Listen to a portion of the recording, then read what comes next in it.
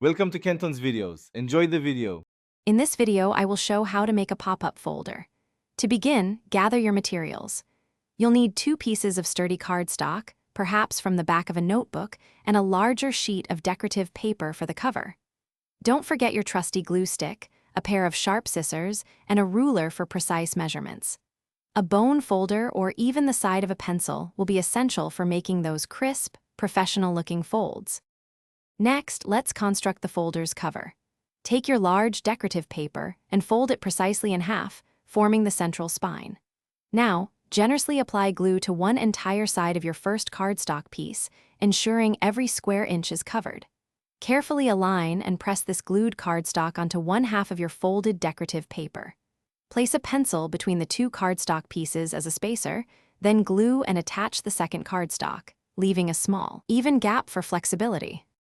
Now for the exciting part, crafting the pop-up mechanism itself.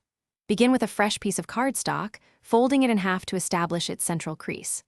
Along this folded edge, make 2 parallel cuts, about 1 inch apart and 1 to 2 inches deep, creating a small tab. Push this tab forward, then fold it backward to form a distinct V-fold. It's crucial that this pop-up piece balances perfectly on both sides of your main folder's central gully. To complete your pop-up folder, apply a thin, even layer of glue to the tabs of your pop-up mechanism, making sure to extend it right up to the crease lines. Carefully align the pop-up central crease with the spine of your main folder, then press it down firmly.